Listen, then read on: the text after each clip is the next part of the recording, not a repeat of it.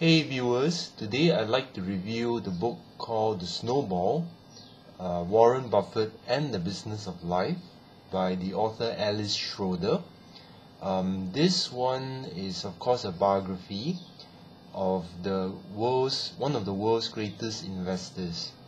It is 707 pages long without the indices, without the index page and the annotations page. And I just finished reading this book. It took about 8 visits to the bookstore because like Warren Buffett, I just try to save on unnecessary expenses. So if I can read the book and understand it, there's no use owning a copy because I already know and I've already gleaned all I can from the book. So it starts off by, I took some notes, so I'm going to read from the notes. So I found it very interesting. So it goes in chronological order, and it begins with a bit of family history, and it covers Warren Buffett's childhood years. He was born, I think, in 1930 or 31, and raised during the Great Depression. So that upbringing has a tremendous impact on him as a person and a personality. Okay, his father Howard was a congressman who spurned the "you scratch my back and I'll scratch yours" political culture in Washington. But that cost him, that came at the expense of popularity and also a vast circle of friends. He didn't have a vast circle of friends, so and young Warren felt the impact later on in his life, and it also shaped his outlook and opinions of certain people. Okay, this over time developed, this as in Howard Buffett's integrity and refusal to cede on principles, developed into Warren's inner scorecard, where he sacrificed profit when higher principles overrode them.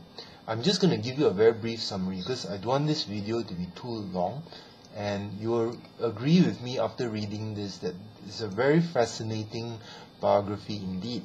Well worth the effort to go through 700 over pages.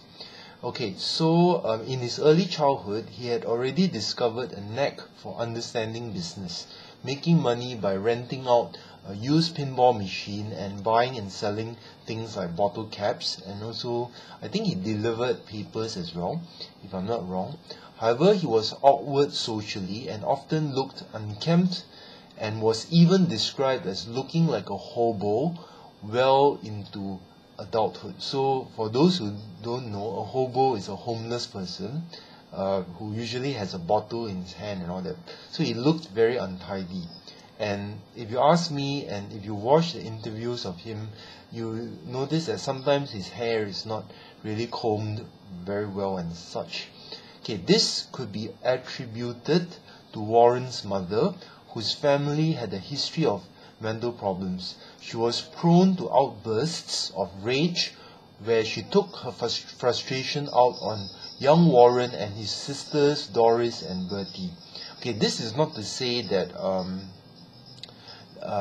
Warren inherited any mental problems, but his mother Layla had a bit of that history because Layla had a sister who was committed to a mental institution, so it could have shaped his character. This was part of his background.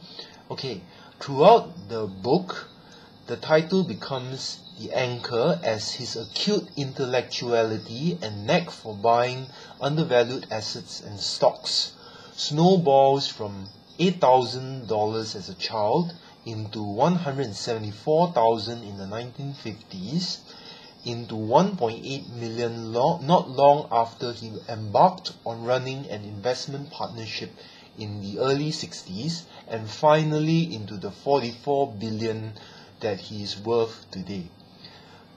Okay, so he had this incredible knack for just picking undervalued companies like the insurance company GEICO. I don't know how it's pronounced. Is it Geico or something?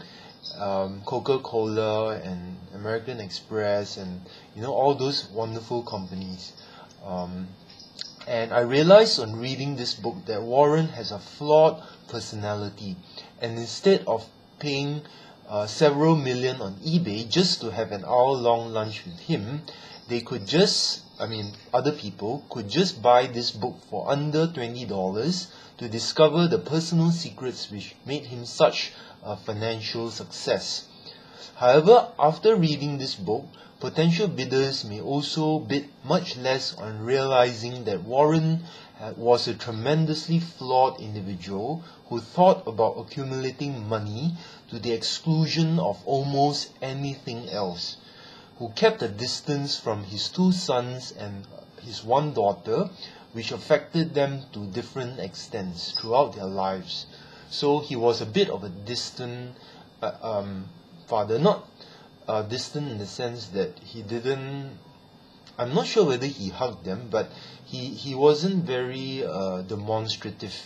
So that could be part of his upbringing, due to his upbringing. Fortunately, his wife Susan, or referred to as Susie in the book, was a personable mother and to some extent made up for some of his flaws of intimacy. I call it flaws of intimacy, which of course I'm acutely aware of in my own family. He was also notoriously tight-fisted with his money, refusing to bankroll his children on many occasions because of a firm belief in children of rich parents standing up on their own strength and diminishing their sense of entitlement, as the book calls it.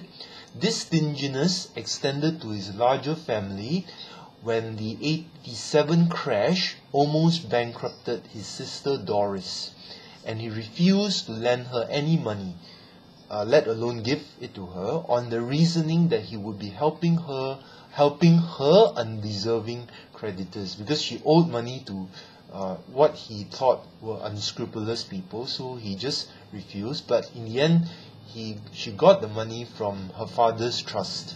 Each chapter is arranged chronologically, and one standout for me was in 1964.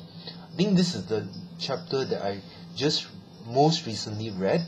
Okay, in 1964, when Warren accumulated shares in American Express, when the company was embroiled in the soybean oil receipt trading scandal, which decimated its stock price amid the deteriorating condition of Warren's father, Howard, due to cancer.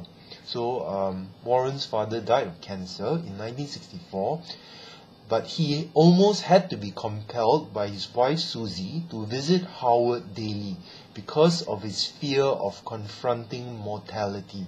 So Warren is a guy who has trouble confronting our limited time on earth. Another chapter that I remember was when he circled the ailing textile manufacturer Berkshire Hathaway, which is of course is now his flagship company, like a vulture in the early 60s, and made his big entry into the stock at $7.50. I think the last price was over 120,000. So you can imagine the early investors, they all became really rich together with Warren and Susie. Yet another period was at the end of the 90s when tech stocks were all the rage and soared to ridiculous earnings multiples. And Warren stood his ground in refusing to join the party, even though his portfolio lagged the market by a country mile.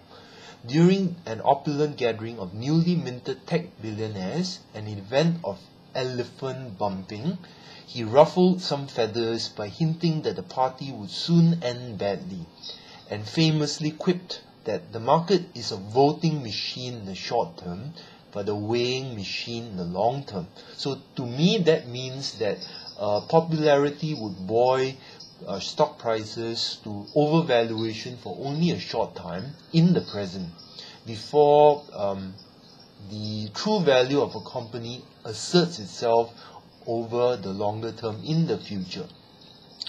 In stock investing, he was a fan of Benjamin Graham, who wrote the Bible for value investing and developed the habit of assessing whether a company would be worth more dead than alive, and only buying when it was so worth. Okay, he does attribute his success to being in the right place and during the right period. So he was an American during the greatest boom in history, and he pondered during a trip to China how fate had condemned the boat rowers he met there to their existence despite a mind that could have produced another Bill Gates if nurtured in the right environment. So he felt that fate determines where we end up. We may be born with a superior mind and a brilliant flair for business, but if we are in the wrong place at the wrong time, say, I think he quoted Bangladesh as a country where you didn't want to be born there because there was no opportunity, and so he felt that he struck the ovarian lottery, but that was in the context of being born to the right parents. Speaking of Bill Gates, Warren developed a close friendship with the former during the early 90s, and this friendship developed to the extent that Warren loosened the purse strings and gave more freely to charity.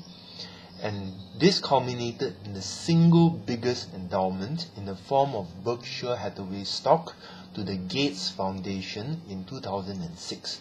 So I really enjoyed this book, although I didn't buy it, but I just kept going back to this bookstore to read and visit every chapter that I could, and really gave me a lot of insight into the differences between a successful investor and disciplined investor, and one who fails because he or she does not adhere to his own inner principles.